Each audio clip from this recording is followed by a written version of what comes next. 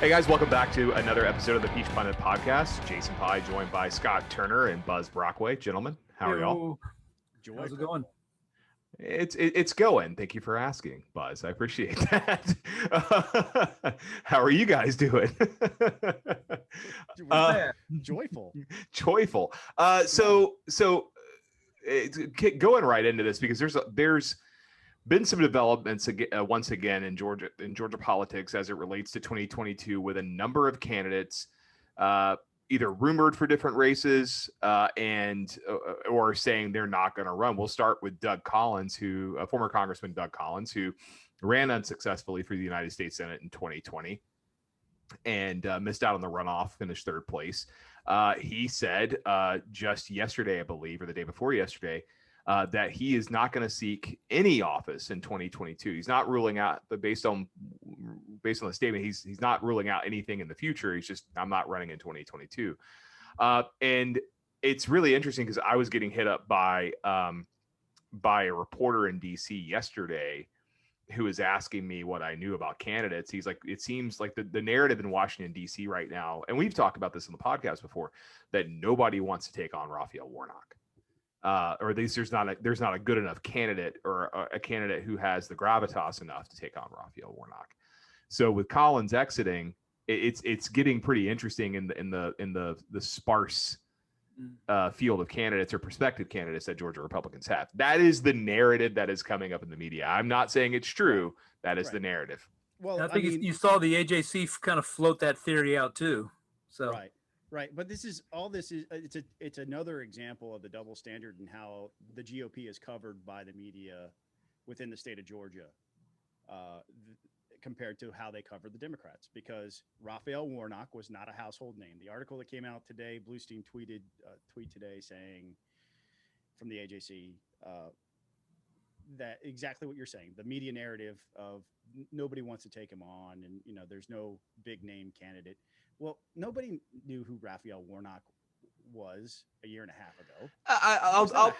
I'll push back on that. I mean, yeah, you're right. Nobody knew who he was, but he was the pastor at Ebenezer Baptist Church, which ties into Martin Luther King's. Ties into Martin Luther King's legacy, and that the media is going to play that up no matter what. Because Buzz and I are former state legislators, and nobody knows who we are. We go to the grocery store, and nobody knows who we are. I mean, that doesn't matter if the people who voted for Raphael Warnock in Columbus, Georgia, had no idea who he was or that he was the pastor of Martin Luther King Jr.'s church 2 years ago. They had no idea. And so this concept that we have to have some big name splashy guy or girl or whoever run for this office against Raphael Warnock it's a false narrative. We can have a good qualified candidate. Nobody heard of David Perdue either before he ran. Yeah.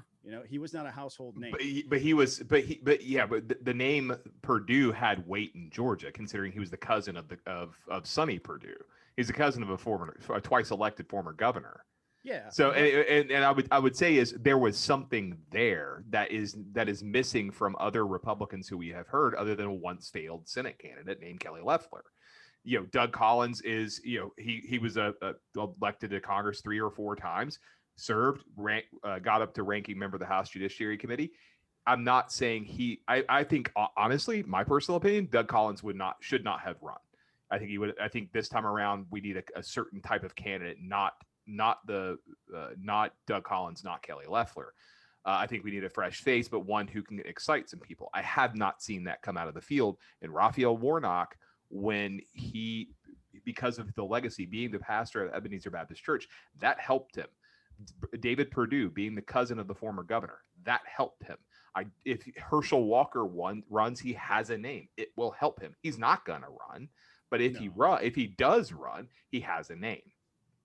Well, I'd like to float out a different theory about this, and I think it factors into Doug Collins' decision not to run, and that's Donald Trump. Here's Doug Collins, very loyal supporter of Trump when he was president, defended him tooth and nail in the impeachment hearings, was his guy here in Georgia in the post-election recounts and all that sort of stuff. And what's the first thing that happened? Trump is out there, and his people out there openly trying to recruit Herschel Walker to run. And Doug's probably sitting there saying, what does a guy have to do? How much more loyal does a guy have to be? And Trump has moved on to somebody else. I think Trump's, verbalization over and over and over again that he's going to get involved in all these races is making people say, well, first of all, I don't, making a guy like Doug Collins say, why should I do this when I may not get his support, and then I'm going to get stomped because Trump loyalists are going to flock to whoever he chooses. So I know the media has been trying to say that Herschel Walker is freezing candidates out of the race. I think Donald Trump is freezing candidates out of the race. Yeah, I think that's a good theory, Buzz. But I also heard a rumor, and we'll have to classify and just put a little star or asterisk next to this statement that it could be completely false. I don't have personal knowledge other than a rumor that I heard that Doug Collins and Brian Kemp had a meeting, a face-to-face, a sit-down, where it got very passionate at times, and ultimately they cleared the air, as both men are like to do, right? I mean, they both have a reputation for not necessarily holding a grudge against somebody long-term, keeping their political enemies very temporary and their friends very long-term. And at the end of the meeting, they basically hugged it out and said, okay, how do we get moving forward from here? And they're now trying to sing from the same sheet of music. So that was encouraging. If it turns out to be true, that would have been a very interesting and hopeful type of scenario that would unfold. Yeah. So with Collins not running, I think a lot of eyes or rumors are turning to Congressman Buddy Carter, who down on the coast of Georgia. And if you look at his press releases that have been coming out over the course of the past, since the beginning of April, beginning of April, I've noticed a bunch of statements that are sort of red meat to the base. April 2nd, Carter slams MLB for All-Star game move. April 6th, Carter calls out big tech's hypocrisy. April 7th, Carter raises concerns about vaccine passports. April 11th, Carter blasts weak CEOs. He co-sponsored legislation to strip MLB's antitrust exemption. He's introduced legislation to hold Major League Baseball responsible for the lost All-Star game revenue. There's like four more. I mean, he's got, he's supporting the resolution to censure Maxine Waters. He put out something this week. He got ACU Foundation's award for conservative achievement. He called for John Kerry's resignation, and he had a statement on Doug Collins not running for U.S. For any elected office in 2022. Who is this guy, right? Who is this guy? Like, he almost sounds like he's a member of the House Freedom Caucus. Like that's the direction he's moving. He is running for something, probably United States Senate. Yeah. He had floated his name out a couple weeks ago, right? We had heard that as a rumor, but the stunning change of pace in the fundraising emails that he's been sending out that I'm on his fundraising. Yeah, I don't get his fundraising emails. You mentioned that. You texted me that earlier this week. I do. And they're the same. It's the same type of content, right? He's highlighting that he's this active person taking on the woke left and defending Georgia values. So I think there's probably some credibility. There's some there, Jason. I don't know him well enough to call and ask him if he's running, but the signs are certainly pointing in that direction. Buzz. A few weeks back, we heard that Congressman Drew Ferguson was thinking about it, and then all of a sudden, you were not hearing a whole lot about Drew Ferguson at the time when we're hearing a whole lot about Buddy Carter. It's not a hard and fast rule, but I know that Republican members of the congressional delegation generally sit down and talk about these things and hash them out person to person. I mean, that's not a guarantee that you won't find two of them running.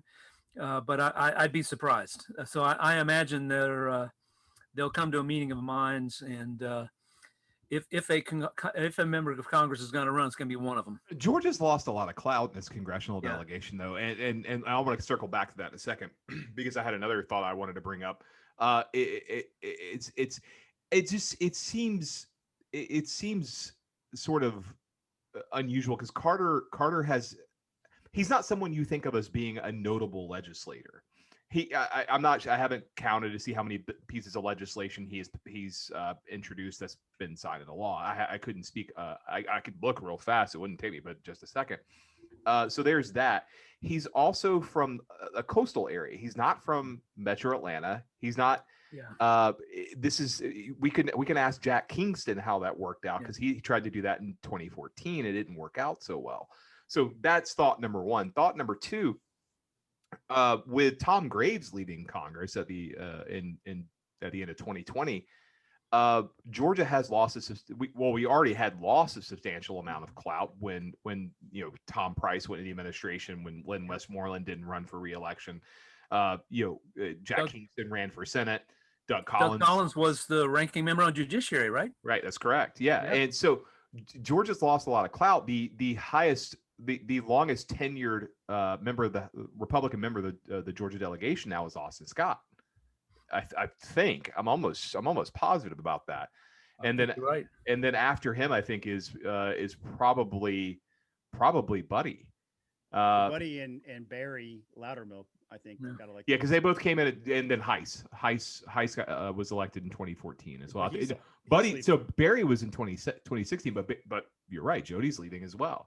So we're losing clout with two members. I mean, Jody's only been there 3 terms. Barry was there in 2014 because he was my state senator when I got elected. Yeah. You're right. Yeah, I couldn't remember whether it was 2014 or 2016, but you're right.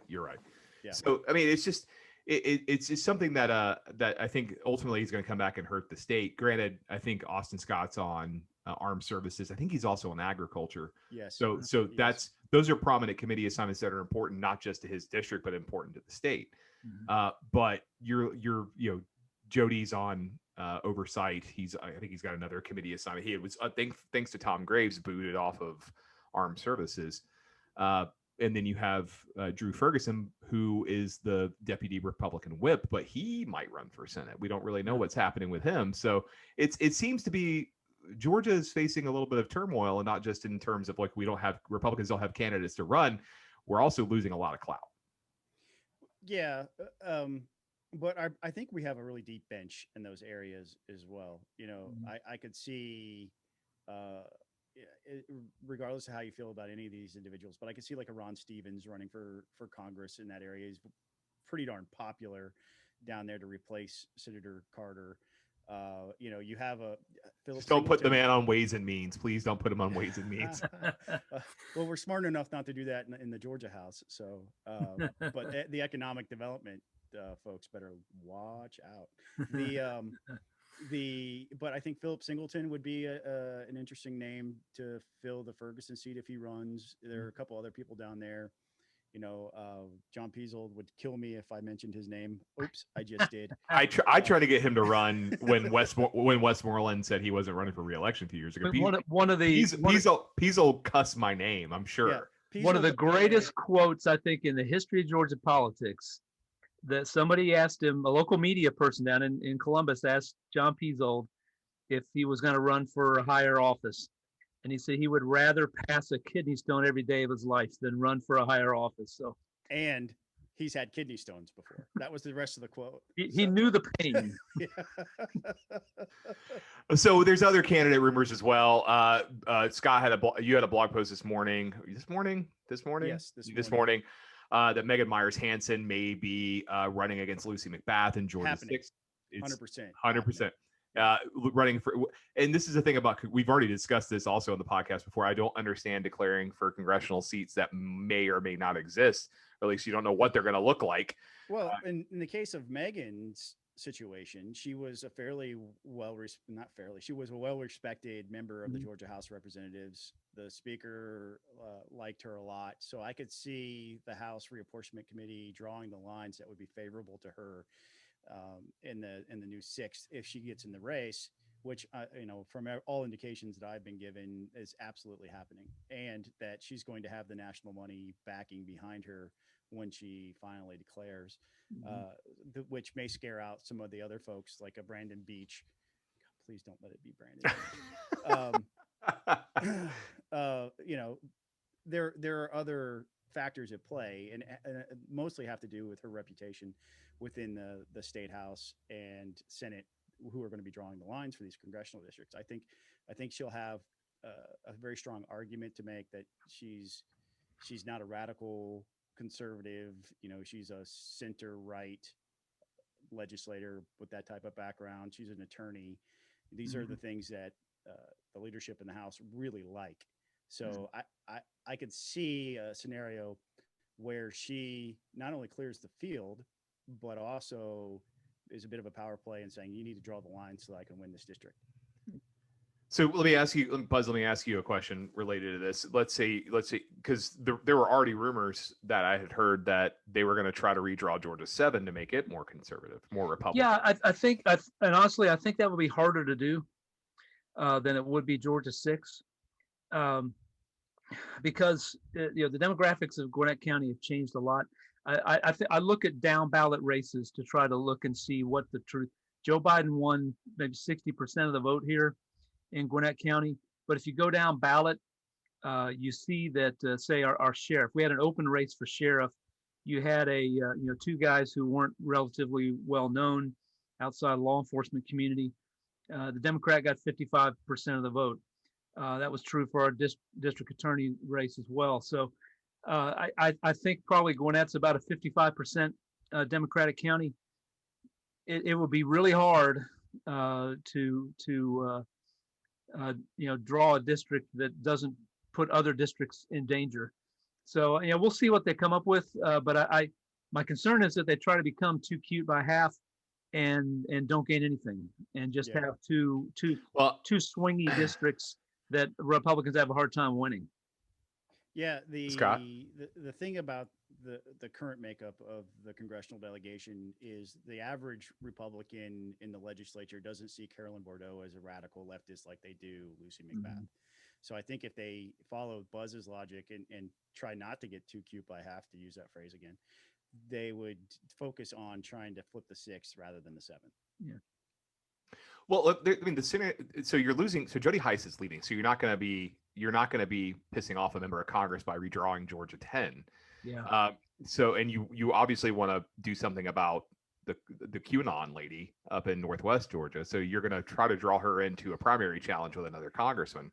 Most likely, that's the rumor, at least. That would be a nasty thing to do to because the person you do that to is Barry Loudermilk. And what did he do to tick people off? No, I mean, but the agencies floated that rumor. There have been, it is a topic of national interest, I think, at this point in time. That what do you do to QAnon congresswoman? Yeah, I think you draw a geometric shape in the northwest corner and say y'all elected her, it's y'all's problem. Yeah, I think there's a challenger to her in waiting in the form of Mr. Cowan. I forget Mr. Cowan's. He ran against John Cowan. He's a doctor, right? I think he's been itching to go round 2 with her. And frankly, why would you put Barry Loudermilk at risk? He hasn't done anything to earn that type of ire from the Georgia House or the Senate, and a lot of those people he has served with. So, yeah, I hope they don't do that.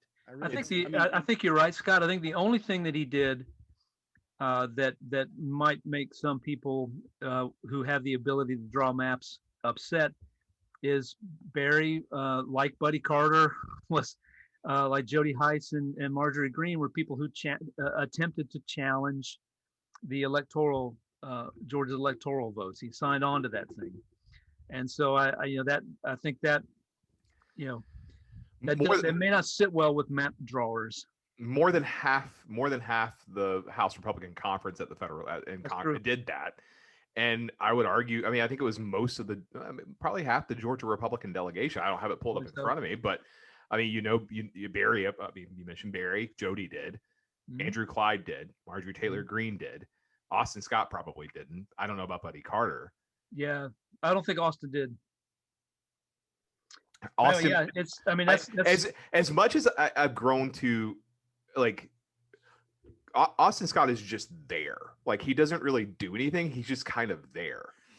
And I would say he's harmless with the exception of the fact that he votes wrong too much. But he otherwise he's just there. Let's say, well, Austin Scott, we got to say, Austin Scott is a longtime friend of Pete. He is a very nice guy. So, I'm not saying he's not a nice guy. He's just kind of there, and he votes the wrong way a lot of the time. So going to more down ballot state constitutional races, we have Bert Jones with Jeff Duncan's political future seemingly up in the air, maybe running for lieutenant governor again. Rumors are floating around that Bert Jones is seriously considering a run, and maybe an announcement is coming soon. That could, we'll see what happens. That could be. You have a couple of senators whose names have been floated out there, including maybe the biggest hitter would be the president pro tem of the Senate, Butch Miller. So this could be an attempt. Whoever's out there first. Again, senators don't like to run against each other. It's a more, it's a smaller group of them. It's a more collegial body than necessarily we had in the House when Scott and I served in the House. Not that we all didn't get along, but it's, you know what I mean? It's a small club, and they generally like to support one of their colleagues. So this could be a trial balloon floated out for Bert to see if he could clear the field. Scott? Much like Senator Carter's situation. Senator Carter? I'm sorry, Congressman Carter. Oh, thank you for correcting me. Slow down, buddy. He used to be a senator. He was a state senator. When I served in the House, he was a state senator, and so I always called him by his proper title at the time. So I guess he graduated. So I apologize for getting that wrong. Thank you for correcting me. Well, he took a step down to become congressman, depending on how you think of things. Demotion, yeah, absolutely. So much like his scenario, in which it's obvious he's running for something, Senator Bert Jones is definitely running for something. Mm-hmm. It makes a lot of sense that it would be LG, especially if I don't even know. I think he may have even primary Jeff, because he's pretty fired up with how he was treated post January 6th, with stripping of his committees and such. Yeah. Whether what was the reason? What's that? What was the reason he was stripped of his committee assignments? He sued Senate leadership. He was one of Butch the people Miller. who he sued Butch Miller. I don't remember anything about this. There's this really crazy lawsuit brought by I think an attorney out of Michigan at the last minute, and the judge in the case, threw it out with some of the harshest language that you could throw out a case that I've seen. And named in the lawsuit were among other people, Butch Miller, Brian Kemp, others, Jeff Duncan, were personally named in the lawsuit. The purpose of the suit was to say that the legislature had no authority to delegate the naming of electors to the people in the form of a vote. So and look. The rumor I heard, and this, I think this is the real. If this is true, this is the real reason he and Brandon Beach and others got stripped, because Beach was one of the people on that lawsuit as well. Is that the lawyer, because this was filed so late, certain people on that law named in that lawsuit, Butch Miller and Governor Kemp among them, received knocks on their door Christmas Eve. To say, here you go, Governor, here you go, President Pro Tem, you are served. And so that probably didn't sit real well with those gentlemen. So no, and there were some accusations about how they handled it in not being forthcoming or transparent with their own colleagues. Buzz mentioned it a couple minutes ago, how the Senate is collegial. Mm-hmm. They take offense to things pretty easy too. And mm-hmm. So when you have a group of Republican senators getting together to basically challenge the leadership in a very public manner like that, that's not something that goes unpunished in Georgia politics. Right. People with the power will put people like that in their place.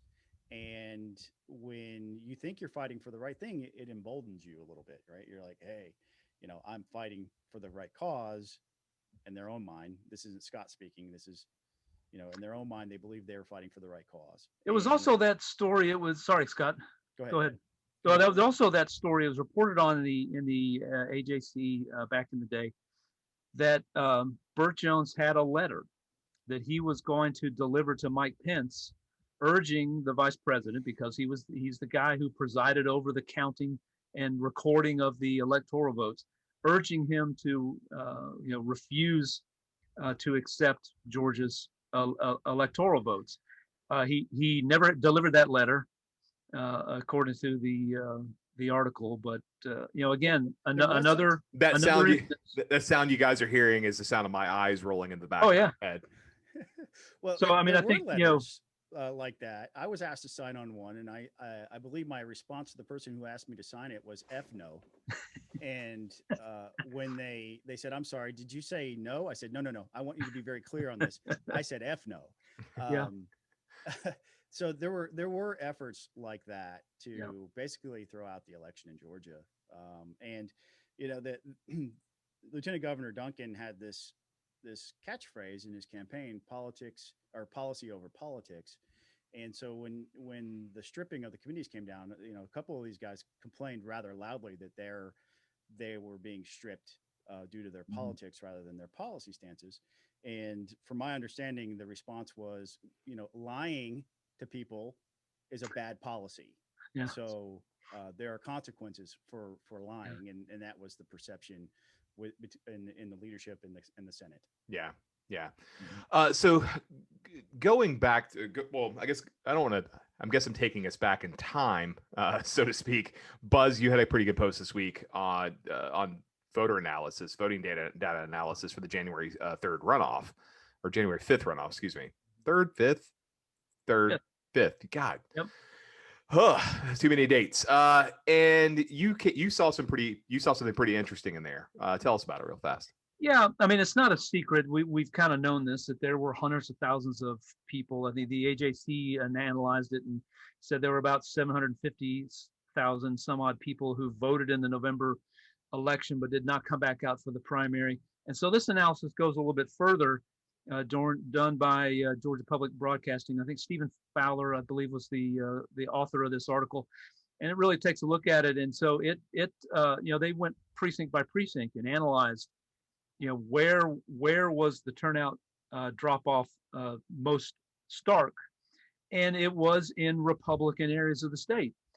It was really in areas where the white population is rather large that had very much supported President Trump. So I think, I think it's easy to, and I go on to talk about, what the outlier in this, I think that's interesting that we need to think about as we try to analyze what this all means, is that while Perdue and Loeffler lost and Ossoff and Warnock won, Warnock won by about 94,000 votes, Ossoff by 55,000 some odd votes.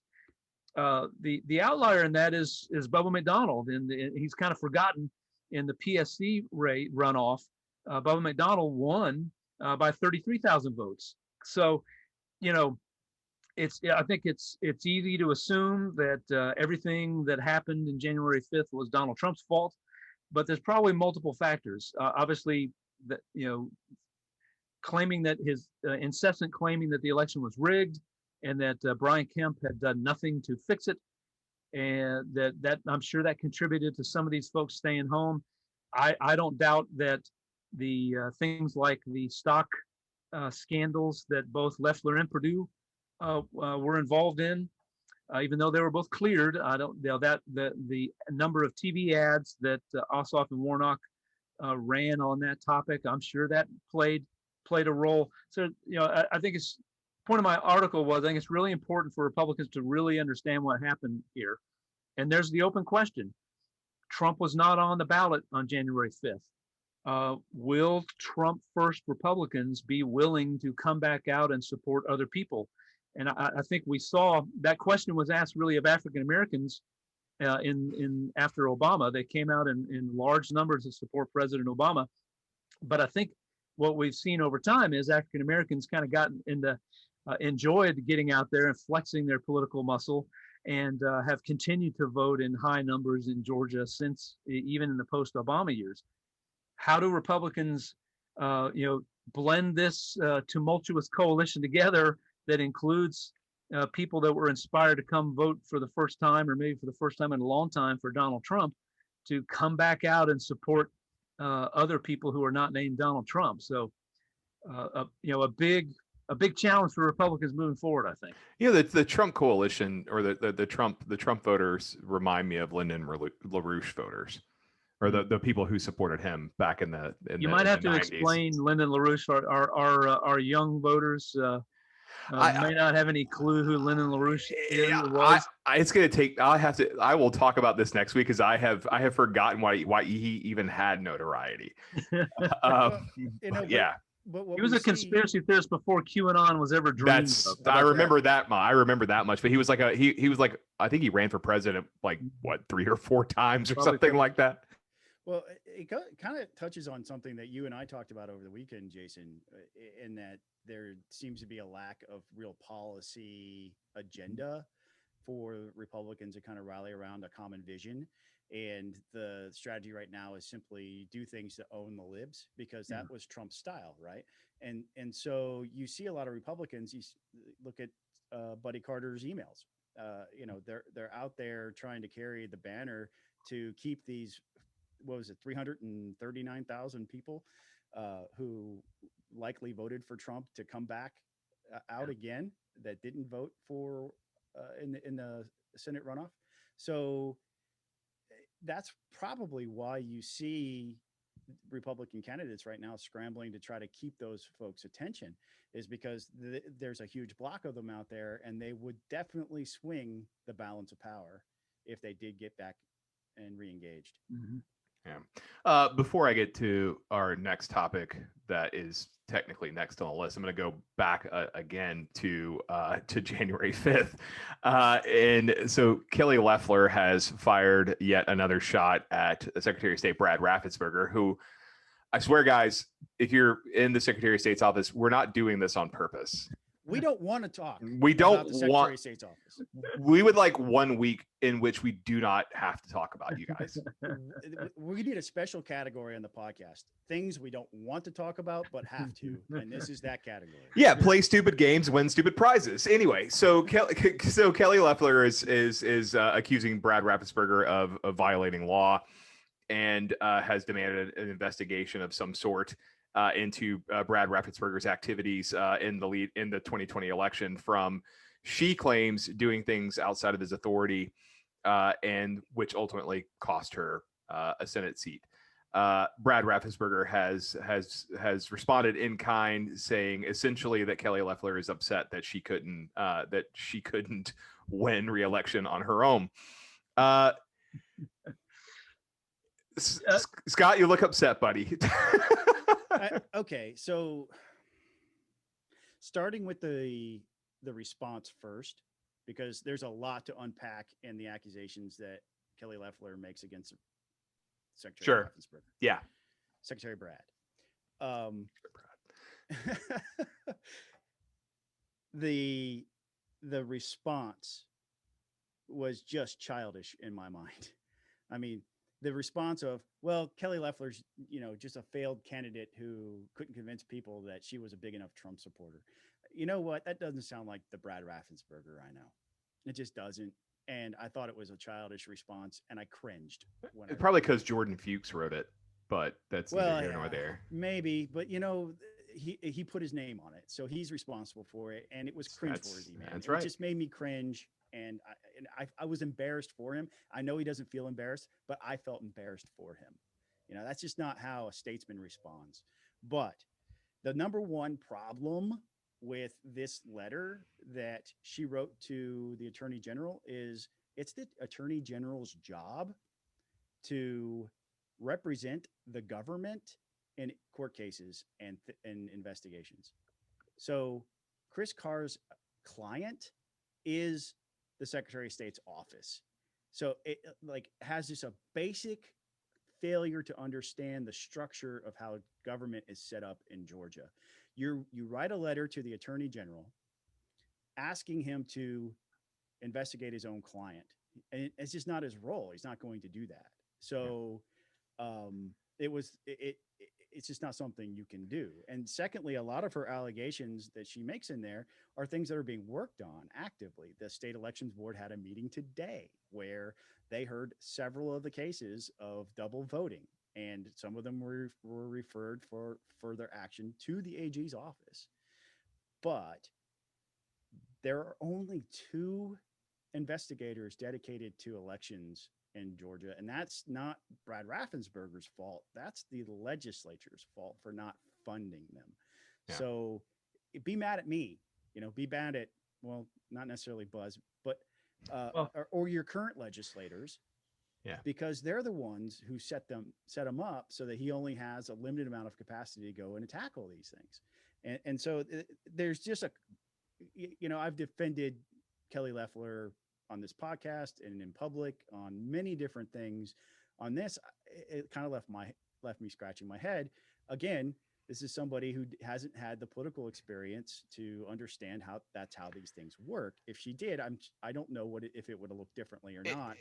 But it was flabbergasting to me that you just overlooked like this basic principle of how we're established as a government. It also certainly seems that her comments, for someone who has started a group that is dedicated to bringing more voters into the Republican fold, it seems odd that she keeps going back to what is essentially a conspiracy theory about the elections in Georgia. Well, no, she doesn't mention the conspiracy theory stuff. She does it. She's smarter than that, but but that's essentially what she's doing. It's not a conspiracy theory that there were 1,000 people who double voted in the primaries last year.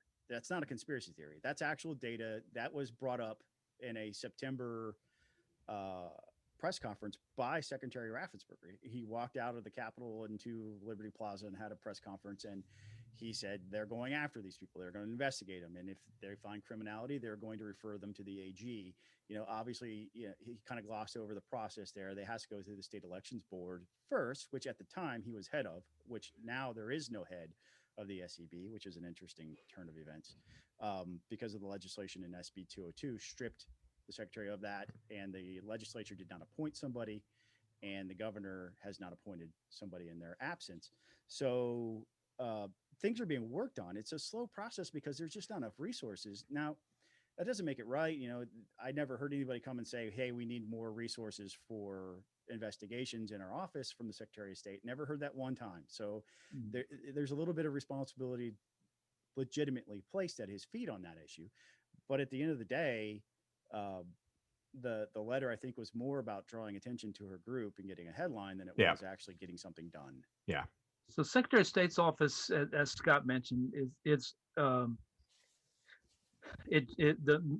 numbers are a couple years old because I talked about it when I was campaigning for this office. It generates about $90 million in revenue through fees and so forth, licensing fees mostly. It receives about $30 million to run the office, and that includes the elections division. The problem that you have with only a handful of investigators for election fraud is true also for allegations of wrongdoing, et cetera, made against license holders. The Nurses Association has complained bitterly about this. Engineers complain about this as well. Some nursing investigations can take up to a year. It's something that the legislature has to grapple with. But look, the bottom line is this. Jason, I think you hit the nail on the head. This Kelly Loeffler has formed an organization to try to rebuild a winning coalition in Georgia, continuing to look back at this election and argue and want to relitigate this election. All right. There are people, there are qualified, competent people running against Brad Raffensperger. That's an issue. What this memo is an issue that should be raised on the campaign trail and debated on the campaign trail as Brad Raffensperger tries to defend his office and get reelected. What Kelly Loeffler should focus on, and what Republicans generally then should focus on, is how in the world do Republicans rebuild a winning coalition? And there's just not enough talk about that. Yeah, and that's my biggest problem with this. Who the heck is talking about how to win an election in 2022? I agree with you. I agree with Scott, and I agree with you what you just said. I agree with Scott that this was about a headline for her new organization, and it's time to focus on the future. Look, the country needs two healthy parties. Hell, the state needs two healthy parties. Yeah. Well, one thought but when I first read it, my first thought was, is Loeffler running for the Senate? Because that sounds like something you'd say when you're gearing up to stir up the base to get them to forget that you promised to challenge the electoral votes and then didn't, and now you're trying to suck up to Trump loving Republicans again. Yeah, it definitely read like a Buddy Carter email. So I got a few more topics. I want to power through these real fast, but President Uncle Joe is coming to Georgia. He's actually giving, by the time this goes live, he will either be giving or have given a speech to the joint session of Congress, which is not technically a State of the Union. I wish people would stop saying it is. But it is a speech to a joint session of Congress, which will mostly not be attended by members of Congress. But he is coming to Georgia. Guys, reaction?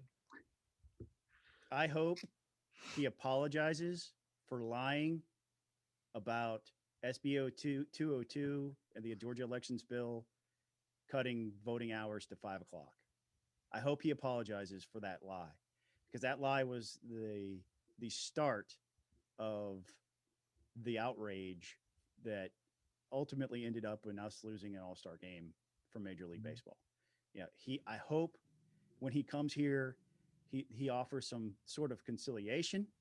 He takes some responsibility for his verbiage and his misinformed opinions on what the bill does, and stop flaming the fans of the vision that he has clearly embraced with use of words like Jim Crow 2.0, and start trying to do what he said he was going to do when he was campaigning and start trying to unite us. That's what I hope he does. But I'm also not a dumbass, so I know it's not what he's going to do. No.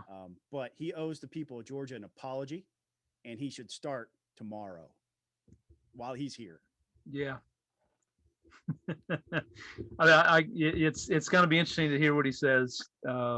He's floating out all sorts of enormous spending bills, and I know Republicans have lost their credibility to be able to criticize anybody for spending too much money. But these are insane amounts of money that Biden, it just keeps piling on and on and on and on, and everything's infrastructure apparently. Everything is infrastructure. My lawn service is infrastructure. Yeah. The yard work I've been doing, rebuilding my privacy fence in my backyard, that's infrastructure. Sure. Speaking of which, if you guys want to come down and help on a Saturday or Sunday, let me know.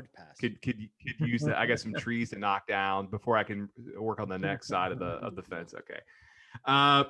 So a couple more things. We talked about this via text earlier today, and my new employer, the Due Process Institute, which is based in Washington, D.C. Yes, Jordan, I work in Washington, D.C., but I live in Georgia. just repeating that one more time. And I know the AJC once called me a former Georgian, but I still live here, damn it. My organization signed a letter that was largely pushed by the American Civil Liberties Union, the ACLU, basically criticizing the Biden administration for a forthcoming ban on menthol cigarettes. This certainly seems like a really bad idea for two reasons. One, there is a racial aspect to this that I think which even the letter talks about. And in a situation, we're currently in a national debate over policing. A ban on menthol cigarettes will have to be enforced by law enforcement. And that is going to lead, so it's over criminalization that is going to lead to more interactions with law enforcement amongst the community that is already asking for police reform, justifiably, in my opinion. This seems like a really bad idea. Was it, to your point, Jason, was it not, maybe I have the name wrong and forgive me if I do, was it not a gentleman named Philando Castile who was selling Lucy's out on the street in New York? No, that was Eric. Okay. That was Eric Garner. Yeah, it was selling Lucy's on the streets of New York, and police. Philando Castile was the guy up in Minnesota who was a legal gun owner who was shot and killed, and the NRA said nothing about so Eric Garner. But that's another story. Yeah, I mean the attempted enforcement of New York State's or New York City's in very high tax on cigarettes increased the black market for cigarettes, and there was Eric Garner caught up in a tragic police encounter there. Yep, he was selling. That was a friend of mine texted me about it today and said that this guy doesn't work in politics at all. He's actually a firefighter in Metro Atlanta, and he said that he read the letter and he said he chuckled a little bit because he's like, the mentions of race, and I was like, what do you think is going to be the end result of this? It is going to have to be enforced, and there are counterfeit cigarettes that are imported in the United States already, predominantly coming from China, that are imported in the United States already. They're not paying taxes on those. They're counterfeit, so they're going to be sold either through counterfeit packs or through individual loosies, like Eric Garner was selling on the streets of New York, and that ultimately, where he was killed by cops when he was saying, "I can't breathe, I can't breathe." Let's never forget that he's the first person to say the words "I can't breathe" when he was killed, and he was killed because of the interaction of him trying to sell black market cigarettes in New York because of the law. Yeah.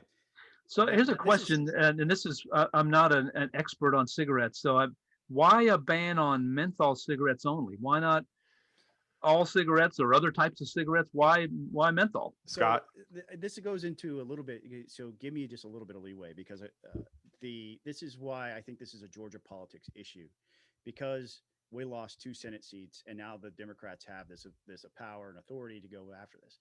This is also illustrates the difference between the two parties. The Democrats know what's best for you, and they're willing to use the force of government to do what's best for you when you don't act the way that is going to extend your life or keep you healthy.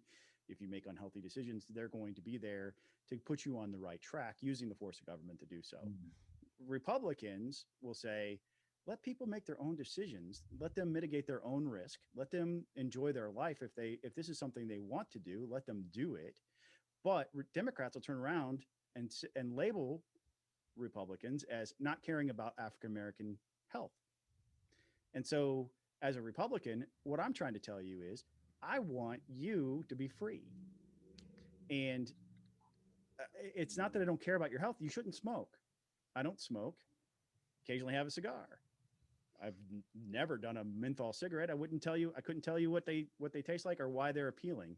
But this ban on flavorings in our tobacco products is what is going to create that, what Jason said, this black market where people are going to be exposed to potentially violent interchanges when they all they wanted to do was enjoy a product that's completely legal today. I mean, now, it may shorten your life.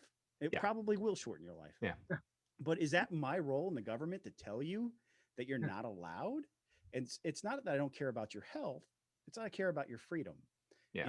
And so, and the fact that I don't want there to be laws on the books where there's this victimless crime of you enjoying a product yourself, and which is, it's mind blowing to me that they're going down this. But the Georgia link is for the African-American community. If I'm a Republican going to try to win African-American votes, this is what the Democrats do. They try to live your life and manage your life from Washington, D.C. You cannot put them in power and expect them not to, because this is, I mean, we're in the first 6 months of our new reality of a 50-50 Senate and a completely Democratic House and a Democratic White House. And this is one of the issues they're going to tackle. I mean, they want to invade your life and manage it as closely as they possibly can. All of your life decisions, they want to have an input in.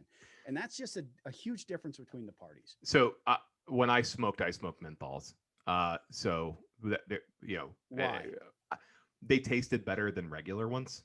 They didn't leave you smelling like horrible for the rest of the day, which is why I liked them. But I gave up smoking with the exception of when I've had several drinks about 7 years ago. So, but I turned to vaping, and that's difficult now because of Obama administration policy, where they did the deeming rule back in 2016, where 2015 or 2016, where you have to go through all sorts of regulatory hoops to even get vape products to market. So and here we are now. So if you're gonna, in the words of Charles Bukowski, if you're going to try, go all the way. Otherwise, don't even start. So why not just ban all cigarettes? I mean, I'm not advocating for that. I'm not advocating for that. I think right. I agree with Scott. I'm a big believer in personal liberty. Mm-hmm. You like, I don't care whether it's weed or whatever.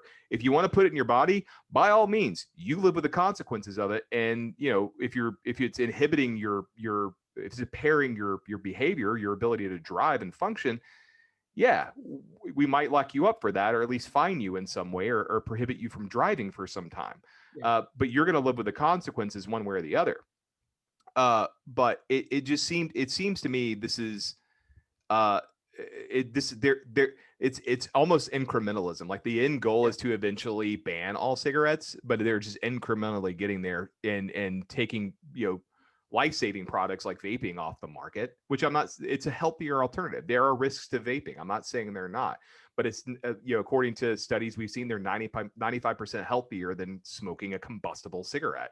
And look, I think that they, with vaping, there's probably steps need to be taken to make sure they're out of the hands of kids and things like that.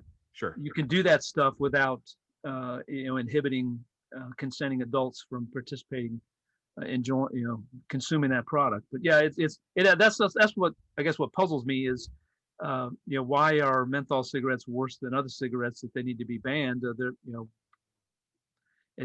I doubt there's any studies out there that say, oh, menthol cigarettes are so much worse. They're probably all, the health studies are probably all condemning them all. Hipsters smoke American spirits. I mean, it's no secret. I didn't. Look, and we're three white guys. And Jason smokes menthol cigarettes. Buzz and I haven't, but we're three white guys, and it's no secret that the target market for menthol cigarettes is the African American. And if you know an African American smoker, there's a higher likelihood that they are smoking menthol cigarettes. So if you are a good legislator and you're looking at the law of unintended consequences, then you realize that this is going to be a law that's going to disproportionately impact African Americans. And as you said, Jason, put them up in a situation where they're going to have a higher degree of interaction, probability of interaction with police officers. And I doubt that there's any law enforcement person on planet Earth that wants to spend their time walking around trying to figure out if a person standing there smoking is smoking one of the banned menthol cigarettes. I think they'd much rather spend their time fighting actual crimes. That's right. Yeah.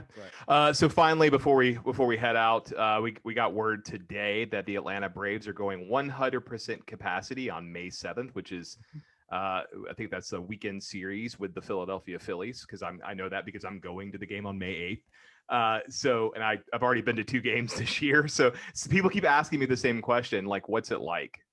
So for me, my experience, they don't really say anything to you if you're sitting there watching the game in your seat and you have your mask off. But if you're up walking around, that's when they expect your mask to be on. But Braves going 100% capacity. So and Atlanta United as well. I think May 15th is the date, which is the next home game for Atlanta United. So the Mercedes-Benz, their first game was, I think, 50% capacity, which is probably, 35,000 fans. And so the next one including me, I was there. Yeah, the next one will be full capacity. Yeah. Poor Toronto Blue Jays. They're down playing in Dunedin, Florida, because Toronto won't let them play. Played at that facility, and honestly, between the tax break of playing in Florida with no income tax down there, and that facility is beautiful. So they're actually probably winning, especially this time of year, not having to be up there. Wait, did you see Vlad Jr. crank 3 out last night? I did see the headline, and I saw the tweet from his dad saying, "Way to go, kid," which was nice. But my question is for you two, based upon the fact that the Braves are going full capacity outside and the Atlanta United's going full capacity inside. Does this mean the pandemic is over? I think here's my observation. Living in Gwinnett County, Metro Atlanta, very racially diverse area. There are all kinds of people in Gwinnett, I would read these stories in the media, people freaking out. Oh my goodness, walked around and nobody's wearing a mask. That's never been my experience in this pandemic for this past year plus. There's always been pretty good mask wearing. In the last couple of weeks, as the weather started getting warmer and as more and more people getting vaccinated, fewer and fewer people of all races. That's just my observation walking around, shopping and doing things that I do in Gwinnett County. I think that that people are making their own. Throughout this whole pandemic, I think people have looked around and pretty much made their own decisions. They made their own. You look at cell phone data, people were self-isolating well before government started mandating it. Even after government started lifting order, people waited a while. People are doing what they feel comfortable doing. And I think people are feeling more and more comfortable, at least where I live, and just taking the mask off and walking around without a mask. So. Yeah. I mean, down where I'm at, because I'm over on I'm east of Atlanta, about 30, 40 miles. I mean, unless it's required, most people don't wear masks. Yeah. I mean, I went to QT on Monday, and nobody was wearing a mask. Yeah. Yeah. But contrast that with, you and I went and had lunch at Little 5 Points. Mhm. And on Saturday, and everybody, even walking on the street, was masked, and you couldn't get into stores without waiting in line because they had limited capacity in the stores. Yeah, Criminal Records and Wax and Facts, which is both record stores that I went to, they had lines, and I waited for 15 minutes outside of Wax and Facts. Yeah, and it wasn't just them; it was every store, right? Yeah. We went to look at some of the T-shirt shops, and they had barriers at their front doors. That one of the shops required people to speak to them through a speaker. I noticed. So contrast Conyers Quick Trip with Criminal Records, and some people feel it's over and others don't. Well, I would say also I was up that way, not far from there. My favorite barbecue restaurant in Atlanta is DBA Barbecue, and it's over there in the Virginia Highlands. And so driving through the Highlands, this was in October, I think, of last year. And driving through the Highlands, they had like an outdoor market going on at the time, and I would say about half the people were not wearing masks, and they weren't practicing social distancing. So I mean, Little 5 Points is a little bit more, crazy, I guess is the right word. It's a unique area of downtown of Atlanta, for sure. So. Yeah. So they tend to take things to extremes in Little 5 Points, but it seems that the CDC came out with this chart and said, congratulations, you folks have been vaccinated, can now do 2 more things than people who have not been vaccinated. And wear a mask when I'm outside, as long as I'm not within 6 feet. Go screw yourself. I think that landed with a thud. I've been doing that the entire course of the pandemic. Yeah, that ain't gonna fly. I'm gonna wear a mask in my own front yard. Go screw yourself. I'm not doing that. Yeah. All right, guys. Any parting thoughts before we take off for the rest of the week? No, just that. Did you see the bomb that Acuna hit yesterday? Oh yeah. Yes. 481 feet. I was just about to ask, what was the tail of the tape on that? 481. 480 plus. Yeah. Yeah. He. Well, they said he was back, but it's like he still hasn't. He only went 1 for 4 yesterday. So it's he hit a bomb, but. I don't know that he's back after that little injury. The Braves tweeted NASA. They tweeted at NASA. They said NASA, just to let you know, Acuna has just launched a baseball into space. That was not a UFO. Right? It was not a UFO. Yeah. And look, suddenly the Braves are hitting the ball. They had that terrible Sunday where they had 1 hit through 2 games, and then Dansby comes out, with his essential oils and burning some sage out in the outfield, and suddenly everybody's hitting the ball. So. Everybody got their own Jobu. That's what's going on right now. Yeah. You have no marbles. I actually have you can see it. There's my Jobu right there. So, all right, folks, we're out. Have a good rest of your week. We'll see you next week. Take it easy. Thank you for listening. Like, subscribe. Bye, guys. Follow on Twitch. Yeah, follow on Twitter @Peach Pundit. So yeah, go download, subscribe, and this podcast will be up later tonight. So peace out.